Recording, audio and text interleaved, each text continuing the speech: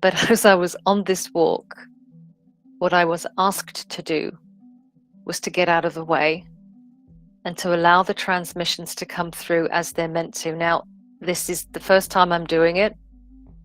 I do it all the time privately, but to do it publicly, it's quite a thing, and I'm a little emotional.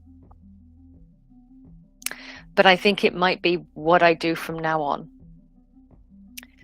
So if I say we, it's just the communication. I try to not decipher it or decode it. I try to let it come through as it's meant to. So last week, we spoke to you about joy. And joy is a shiny, sparkly thing that humans can understand and realize. And yet, at the same time, it is a very high and lofty power. It is something that infuses the human body and can transform every aspect. So we looked at our relationship to joy moment by moment by moment, and we asked a series of questions, and questions open up spaces.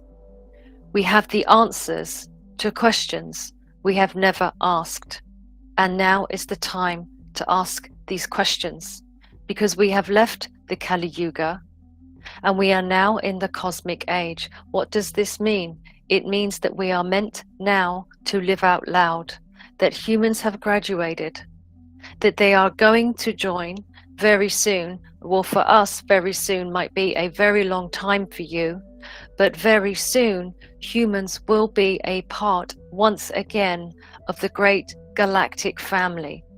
But there are things that must be put in order first for this to happen. And those things have everything to do with how you live on Earth, how you express as humans in your bodies. So we ask of you to spend time thinking about this point of living out loud. So you are going to bring everything out into the light of day, so to speak, so that it can be cleared, so that it can be integrated, and so that it can be shared. You are moving into a collectivism that is hallmarked by individuality. And this is because you've reached a level of maturity. But as you all know, there is much work to be done. So we have revealed 9 values, and this being will be sharing that along with many, many, many other way showers. You know of these way showers. They are becoming more prominent, and they are also doing this. They're bringing forward this time-stamped information, which you yourselves actually time-stamped for this time period. We don't do anything for you. We hold a space with you. And now is the time to take responsibility and not look outside for yourself for the truth, but to go within, for that is where the truth remains for your species. It is in your DNA, and you put it there a long, long, long time ago. So let that sit and understand that each precious now moment is a new beginning. And so we begin together. We begin our day together, and we will be with you in these transmissions daily. And yes, we will discuss in more depth what the idea of purpose means. And no, it isn't Hollywood blockbuster banner headliner purpose. It isn't that. It is rather, we think, the distilling or the drop, like an elixir into a body of water, like a pebble into a still lake, where we drop intentionally this idea of purpose and living purposefully. You are there. You have called this to come to you, and you are going to step into this collectively. For what one feels and experiences, all of you will feel and experience. So when we gather here together daily, Monday to Friday, we will be creating a coherent waveform that will connect to all of the other way showers and their communities, and then this wave will just ripple out, and it'll build and build and build, and you will see the old power structures fall as a sand castle or a structure of cards. They will come down. But here is the good news. The good news is that the new structures will be in place. And so we can avoid chaos, and we can step into a beautiful, beautiful new age, the cosmic age, where ironically, the further and the more we go out and explore, the more we are sharing of the great interior. And that is what needs to be cleared.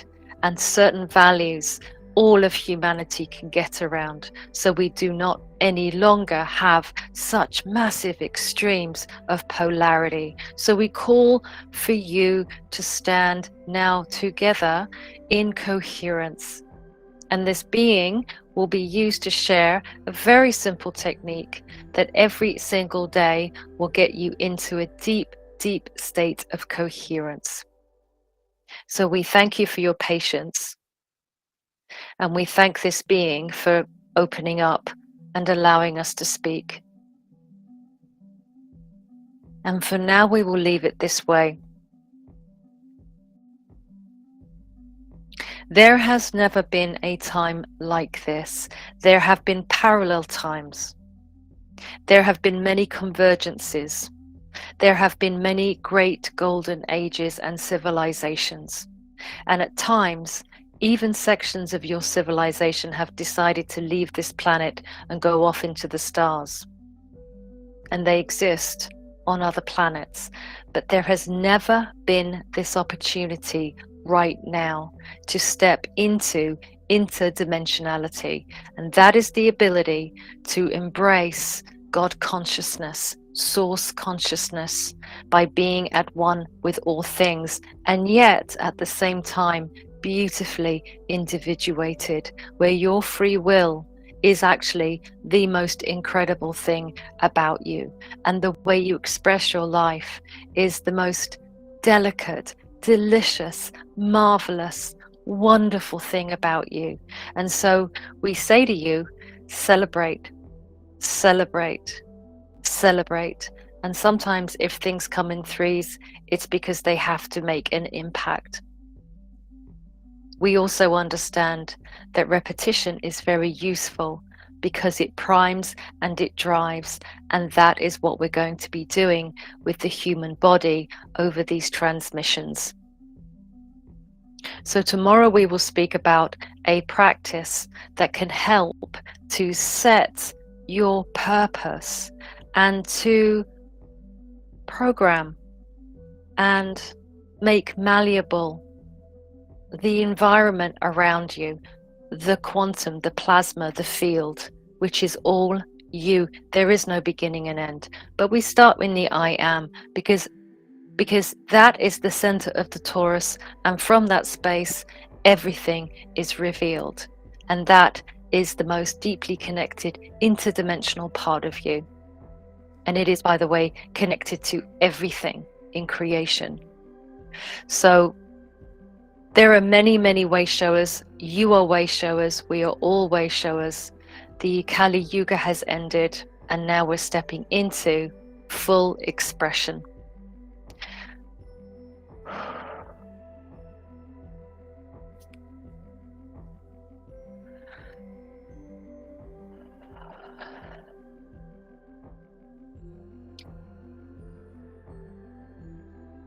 Yesterday, I had one of the most profound experiences of my life, and I had it live and I had it here. And if you weren't here yesterday, please watch the replay from yesterday and then listen to this again, because a lot of it's going to make sense once you get the context. But essentially, yesterday, for the first time, I made room. I got out of the way and I allowed those that I communicate with receive transmissions from the Council of Nine. Now, they've revealed to me that they were the ones who worked with Dolores Cannon and Phyllis Schlemmer, the only planet of choice. They've worked with many, many humans. They're working with many humans today. I got out of the way yesterday and they spoke through me.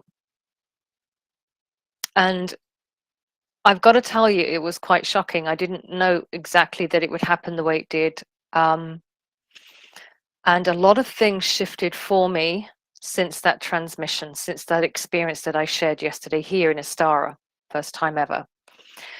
And what I realized, I got a lot of downloads, and what I realized is that I actually have communication, direct communication with them when I'm actually asleep, when I'm not actually here, because when I wake up in the morning, I remember conversations as though I had them with people the day before in this life. So I woke up this morning and a whole series of conversation came flooding in that I'd love to share here with you. And I'm going to make room tomorrow for questions. I realize that I'm going to be pumping out a lot of information now. And tomorrow I really would love to spend some time and answer some questions, because I've still got questions, and I'm sure if you're listening to this, you're going to have questions too. So I woke up this morning and I realized that I had shared with the 9 that I was not too comfortable nor too happy with getting out of the way for them to experience the full transmission experience. And I said, but is that irreverent? And they said, no. They said, humans are used to asking the same questions. It's time for humans to ask different questions. And by the way, the humans have the answers to these questions. It was a bit of a riddle. I was like, all right. And they were like, ask your question. I said, I don't feel comfortable leaving my human body. I feel as though the time has come to stand with and for humanity, and for us to stand in our true divine power as transmitters of information that we are already a part of. So less in receiver, but more of recognition mode. And they said yes. They don't say a lot. They'll just either say yes or no. And I thought, well, okay, can I do this and be fully bodily present? Me? Yes. Yes. Do I have to say we? Well, we would like you to reference when you're quoting us. Okay, got it. I said, how does this work? Tell me how this works. And they said, right. Humans worship the technology because they don't understand it. Instead, humans need to understand that they are a part of a huge, it's unfathomable consciousness that is sentient. And if you could visualize it as humans, you would see that it would look like thick water, like a plasma. And it would be like your screens that are coming. And they showed me this screen that opens up and you impress upon it and it does all kinds of miraculous things. They said that's the ether. And the great ancient ones amongst you knew this. Time is not, as you know, linear. It is in spirals. So a long time ago, you left yourself information. You, human race, left yourselves the information in this holographic simulation that is the third dimensional reality. I know, bear with me. And I said, well, how does that work? And how can I even be speaking to the 9? Because if you're the 9, you're the 9 principles. You're holding creation. You're holding a space with source. And they said, right. Think of a microscopic organism in your world and think of it trying to communicate with you, the size of you. It wouldn't be possible, but think of that microscopic, perhaps a nano organism now interacting with a cell in your body. I said, okay, what cell? It doesn't matter. Every cell in your body is a fractal of the whole. It's holographic principle. So all of the information that you could convey to this microscopic being that you couldn't even see, you can convey that information locally in the size and representation that the nano-organism could receive it. It doesn't mean that the whole organism, i.e. you, suddenly stop everything you're doing and focus in on that nano-organism. Do you understand? And I said, I think I get it. So all of us then are tapped into this great sentient plasma-like consciousness, which is source. Is that correct? And they said, that's correct. So any one of us can tap into this. That's correct. So we don't have to get out of the way and somehow worship the mystery of it. That's correct. I said, there's something else coming up for me, and I need you to answer me. Is it true? Is what I feel true? And is this true for all of us? Because this feels true for all of us. I said my people. My people, is this true for all of us? What's your question? My question is this not multidimensional, but in other words, interdimensional?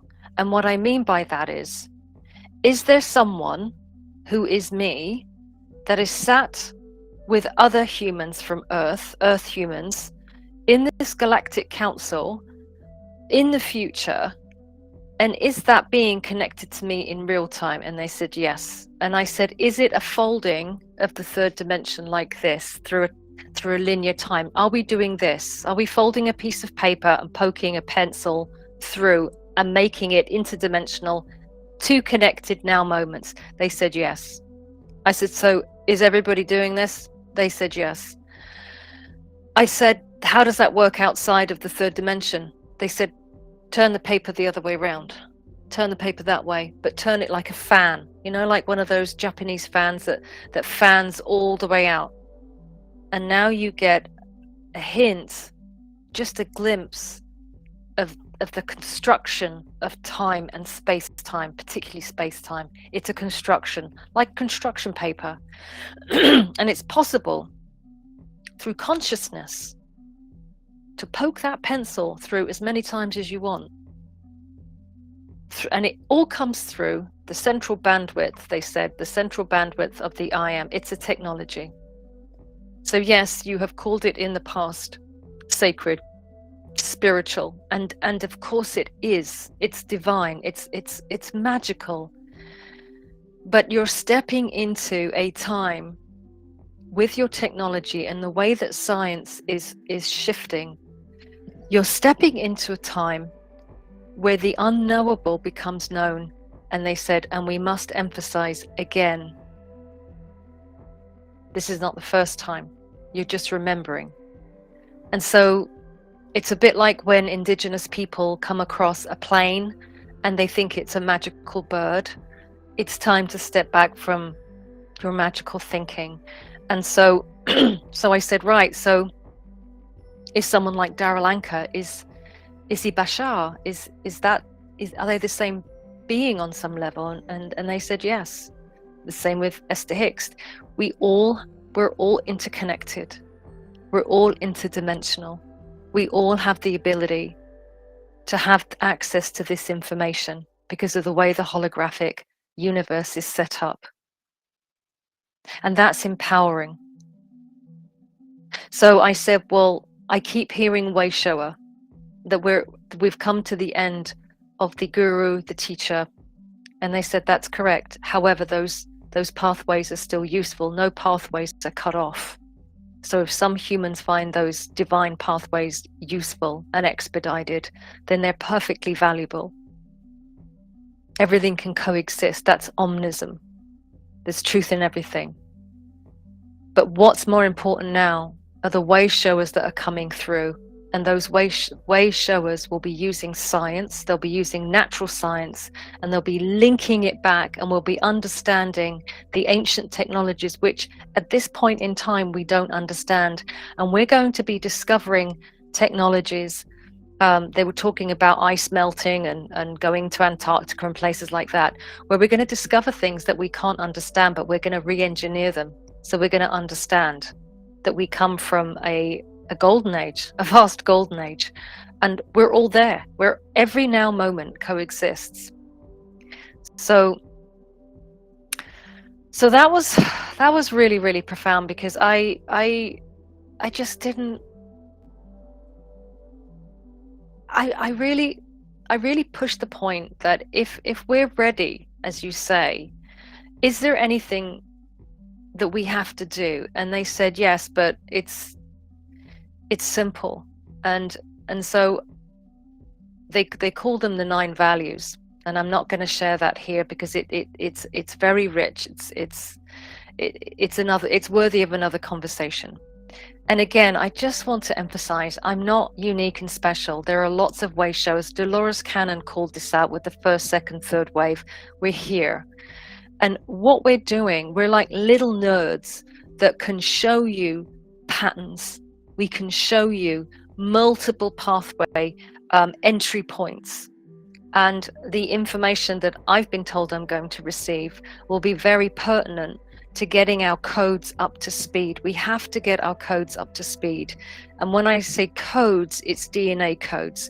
Again, a lot of you are hearing this elsewhere. It's all part of a wave of consciousness that's hitting this planet. But there's some really basic, rudimentary, earth-centric things that are not, they're not glamorous, but they are things that if we can get across the line, we will be welcomed into a galactic community, and we will start a new epoch in our human history.